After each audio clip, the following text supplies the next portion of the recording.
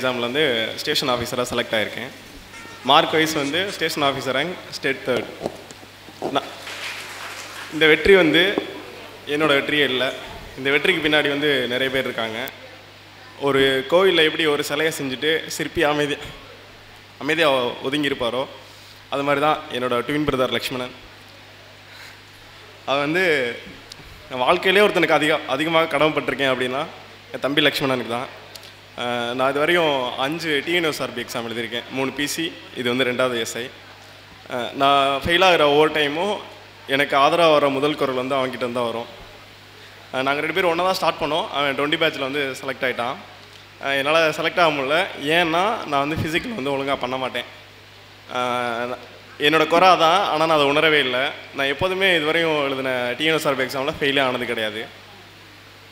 நான் எப்போல்லாம் ஃபெயில் ஆகிறனோ அப்போல்லாம் வந்து அவன் எனக்கு துணையாக இருந்த மாதிரி இந்த எக்ஸாம் கடைசியாக நடந்த எஸ்ஐ அதில் வந்து எனக்கு 0.5ல் ஃபெயில் ஆகிட்டேன் ஓவரால் போயிட்டு.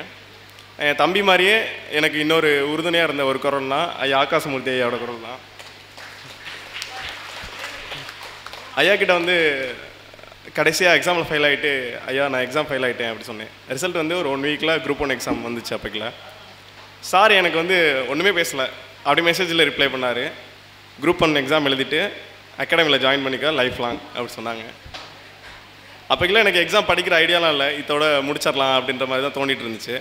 ஆனால் வந்து எங்கோ ஒருத்தர் ஐயா தான் சொல்கிறேன், அவங்க வந்து அவங்களே நம்ம மேலே ஒரு நம்பிக்கை வச்சு படிக்க சொல்கிறாங்க. அப்படிங்கும்போது நம்ம ஏன் நம்ம நம்பக்கூடாது அப்படி சொல்லி படிக்க ஸ்டார்ட் பண்ணேன்.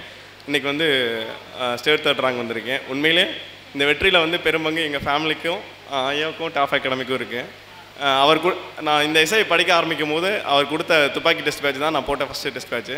நான் இன்ன வரைக்கும் அதுக்கு ஃபீஸ் பே பண்ணல, சார் கேட்கல. ஐயா நன்றிங்க ஐயா. சரிங்க. இந்த மேடையில் வந்து நான் முக்கியமாக நன்றி சொல்ல விரும்புகிறது என்னோடய தம்பிக்கு, என்னை நம்பின குடும்பத்துக்கு, என்னோடய நண்பர்களுக்கு, அப்புறம் ஆகாஷ் ஐயாவுக்கும், என்னோடய ஆசிரியர்களுக்கு தான். நன்றி, வணக்கம்.